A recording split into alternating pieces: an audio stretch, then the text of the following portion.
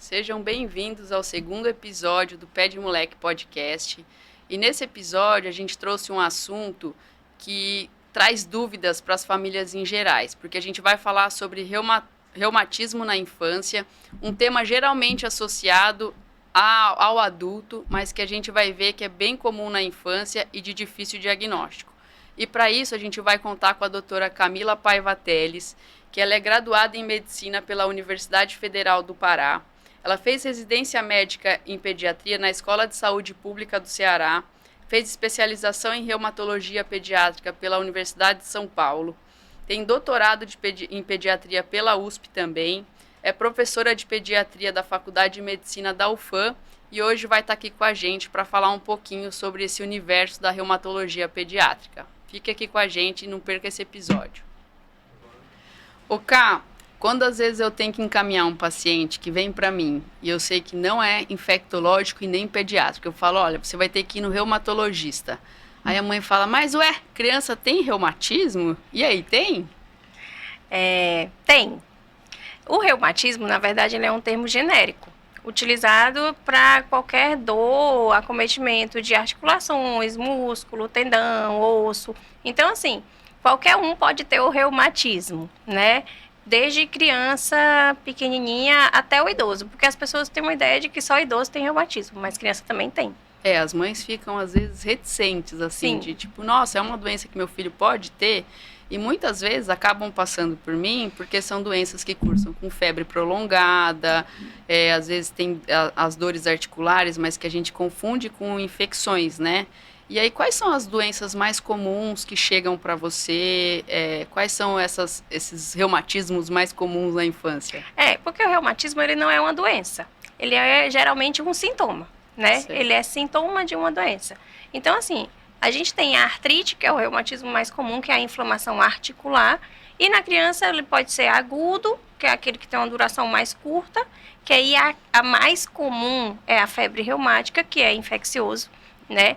E as principais causas de inflamações articulares são infecciosas mesmo. Então, por isso que geralmente primeiro chega para ti, chega para o infecto, né?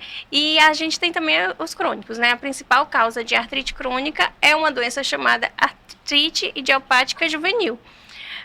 Artrite é a inflamação da articulação, idiopática é que ninguém sabe a causa. Então, o diagnóstico é de exclusão. Então, para excluir, ele tem que excluir causas infecciosas, tem que excluir causas neoplásicas, né, de câncer, e até outras causas reumatológicas. Por isso que é um diagnóstico de exclusão e, às vezes, demora um pouco chegar até mim, demora um pouco a chegar até o diagnóstico. Então, essa artrite idiopática juvenil, ela é a mais comum. E como é que os pais podem começar a pensar nessas doenças reumatológicas, na artrite idiopática ou em outras? O que chama atenção? A mais comum é a mais comum crônica, né? Que dura mais de 6 semanas em uma única articulação, né? Primeira coisa, a gente tem que definir o que é artrite, né? A inflamação articular é quando tem um inchaço na articulação com dificuldade de movimentação. E às vezes tem só o inchaço, mas pode não ter o inchaço e pode ter dor associada à limitação, à dificuldade. Então, a criança acorda de manhã, as mães dizem igual um robozinho, porque ela tem a rigidez para quando ela acorda, para ela começar a andar, para ela começar a se movimentar, né? Limitação, dificuldade de se movimentar, ela para de fazer o que está fazendo por dor e limitação articular. E a articulação, né, que é a junta, pode ficar mais quente também, além do inchaço. E já tem deformidade, já tem alteração que os pais conseguem ver ou isso é mais tardio? Não, é mais tardio. Pode evoluir com deformidade, mas geralmente quando não ocorre um tratamento e um diagnóstico mais precoce. E aí, dependendo do subtipo, porque são vários subtipos, a artrite idiopática juvenil ela não é uma doença, ela é um conjunto de doenças, né? São 7 subtipos, então, dependendo do subtipo, a deformidade pode ocorrer mais cedo ou pode nem ocorrer. E pode ter em qualquer idade? Ou existe uma idade, por exemplo, porque eu penso em juvenil, eu já penso em crianças mais adolescentes. Existe um bebê pode ter uma doença reumatológica ou não? Pode.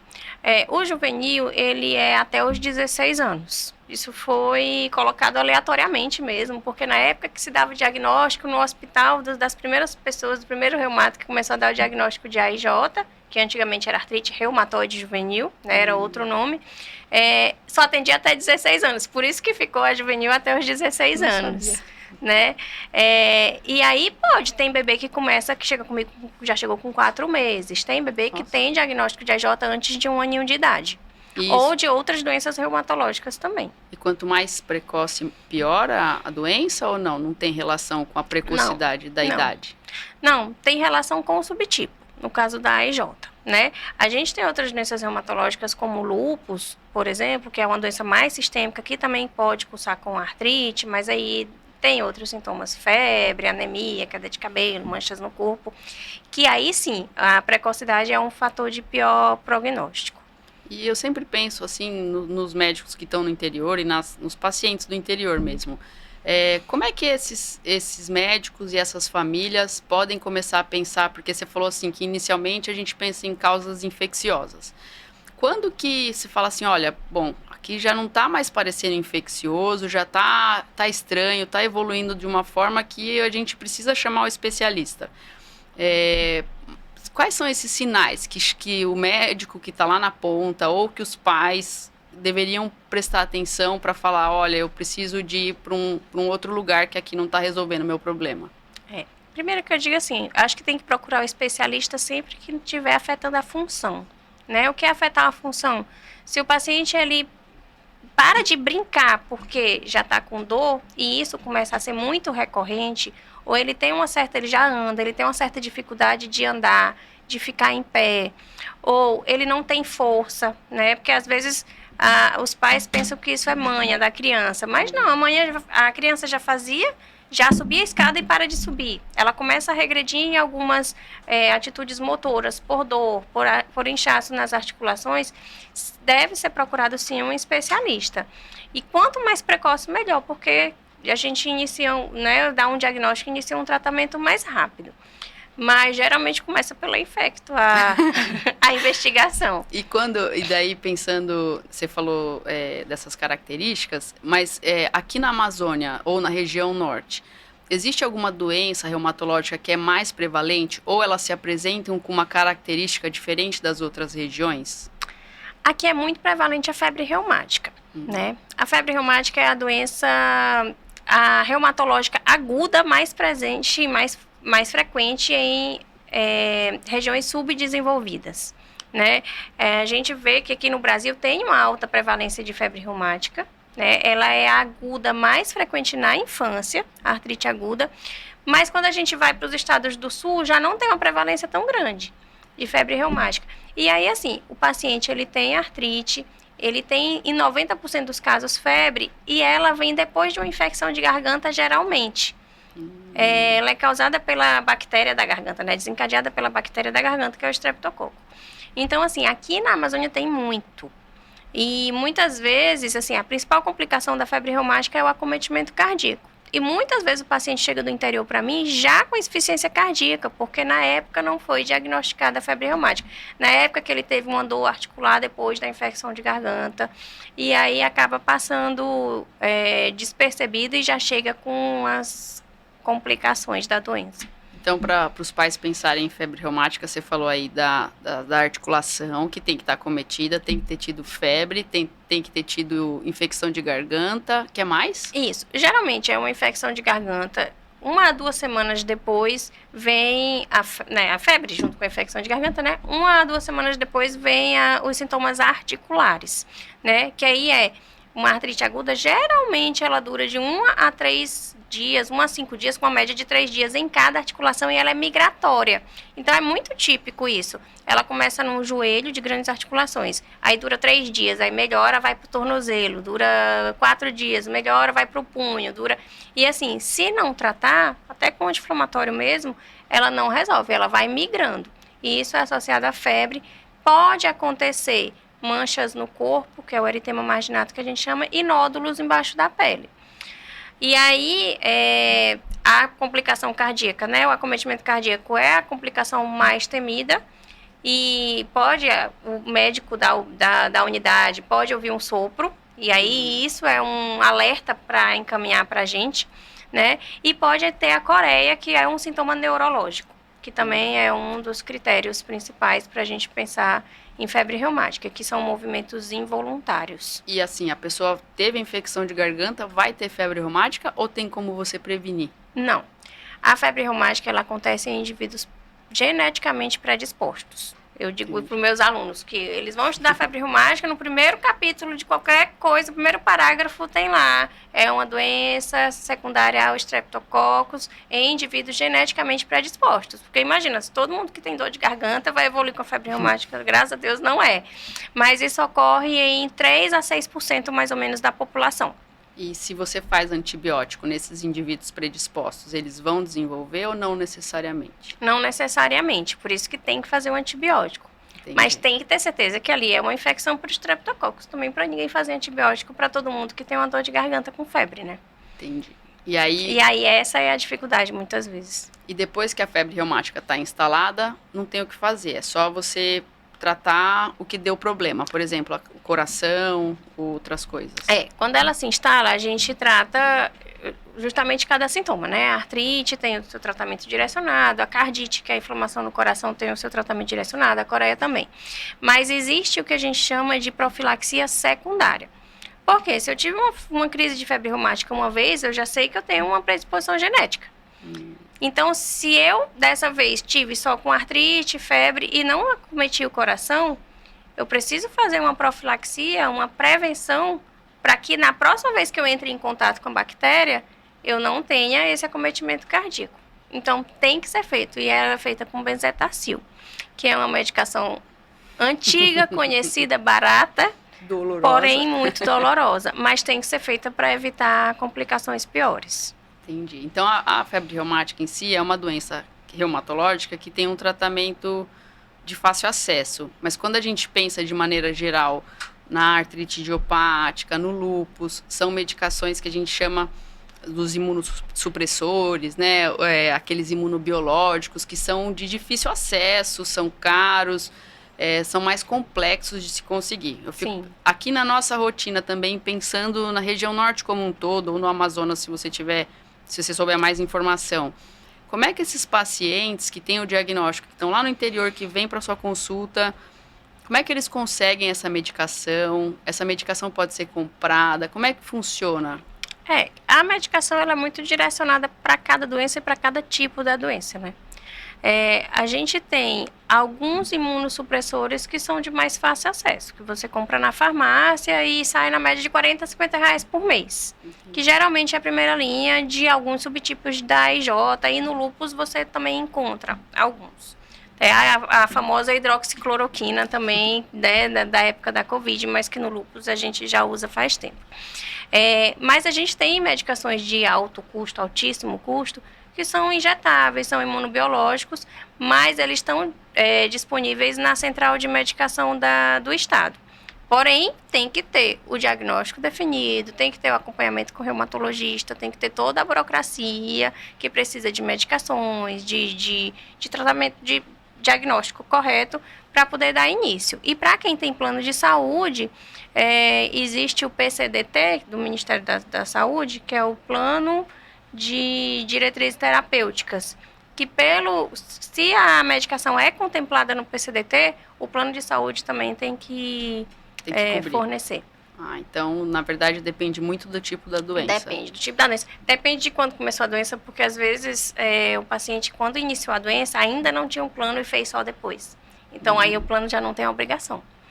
Porque ele já não tinha doença, ele já tinha doença prévia quando fez o plano. Então, tem uma série de nuances para ver o direito. Mas, assim, o SUS é direito de todos, né? Então, é mais fácil de conseguir, né? Quer dizer, mais fácil não. A via é mais unidirecional, né? A gente não precisa recorrer a outras instâncias. E com relação a essas doenças mais complexas, de que forma que as famílias podem dar suporte? Qual que seria o papel da família? Eu sei que são múltiplas doenças, mas assim, existe alguma coisa que o paciente reumatológico tem em comum que as famílias possam fazer, ou que a sociedade? Eu fico pensando na conversa que eu tive com a Letícia, pensando no transtorno do espectro autista, né? Que a gente precisa conhecer mais sobre a doença para a gente poder dar acesso e diminuir as dificuldades que esses pacientes têm. Os pacientes reumatológicos têm alguma necessidade especial? Eles precisam de acesso a algum serviço que os outros pacientes não precisam? Existe alguma particularidade? É assim, é um paciente de doença crônica, né? Então, ele tem que ter acesso regular primeiro à consulta com o especialista.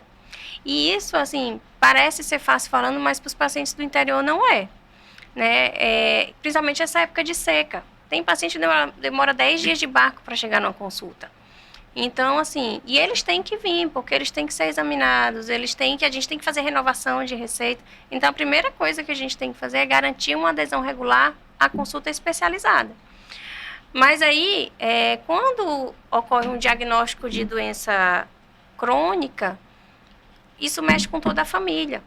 Porque aí o paciente vai precisar também da fisioterapia, porque ele vai ter uma dificuldade de locomoção, e ele vai precisar de um tratamento psicológico, muitas vezes. Primeiro, é polimedicado, ele fica diferente dos pares porque ele não está se locomovendo como os demais, então ele, na escola, todo mundo corre na educação física, todo mundo joga bola na hora do recreio e às vezes ele fica só olhando, né?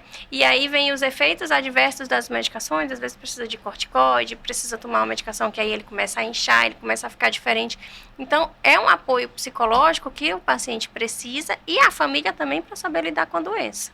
Então, o apoio de psicologia e fisioterapia são essenciais para esses pacientes, além da adesão correta à consulta especializada.